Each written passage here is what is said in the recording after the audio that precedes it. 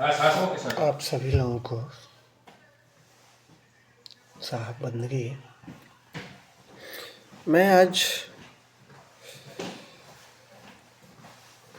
गरीब दास जो संत कबीर साहब के समकक्ष हुए थे, उनकी एक वाणी पे मैं चर्चा करना चाहता हूँ।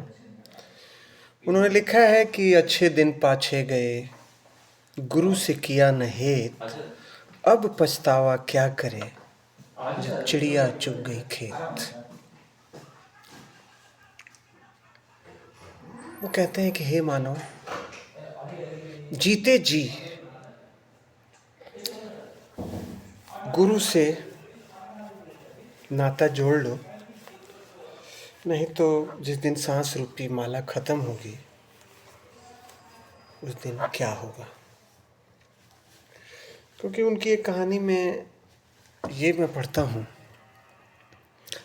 कि जैसे सुगा होता है, पैरट जिसको बोलते हैं, पिंजड़े में रहता है और वो सीताराम बोलता है।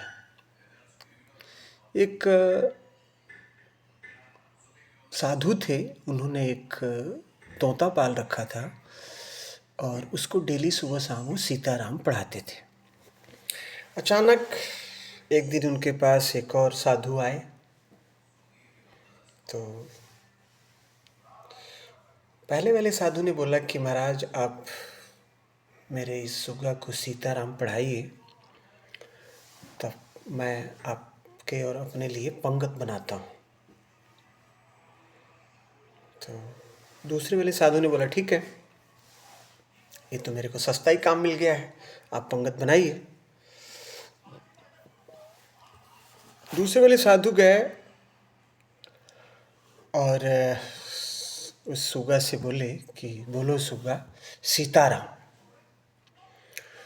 तो सुगा बोला, अरे सीताराम से क्या होता है? तो साधु बोले कि अरे सीताराम पढ़ने से, बोलने से आदमी इस भवसागर से पार होता है। सुगा बोला, ये कहानी है कि 10 साल हो गया मेरे को सीताराम पढ़ते हुए, मैं इस पिंजरे से पार नहीं हो पाया, तो तुम भवसागर से पार करने की बात कर रहे हो, कैसे होगा? तो दूसरे वाले साधु ने बोला, मैं समझ गया तुम्हारी बात, और आज नहीं, कल तुम्हें सुबह इस पिंजरे से पार कर दूंगा। सुगा बोला ठीक है, मैं देखता हूँ। तो साधु ने उसको एक तरकीब बताई कि जब सुबह तुम्हारा मालिक आएगा पढ़ाने के लिए कि बोलो मिठू सीताराम, तो तुम कुछ मत बोलना, चुपचाप सो जाना, दोनों पैर अपने ऊपर कर लेना, कुछ भी मत बोलना। सुबह साधु महाराज आए, बोले कि बोलो मिठू सीताराम। तो कुछ नहीं बोला वो सुगा, सोया रहा। काफ़ी देर तक साधु महाराज उसको सीताराम सीताराम बोलने के लिए बोले, लेकिन वो बोला नहीं और चुप रहा।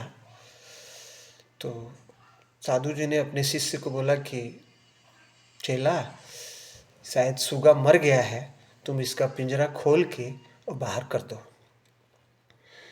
जैसे ही चेले ने पिंजरा खोला, सुगा तुरंत राम 2 11 हो गया।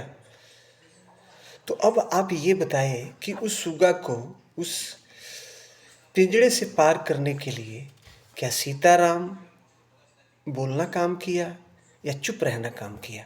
ये आप लोगों के ऊपर मैं छोड़ता हूँ।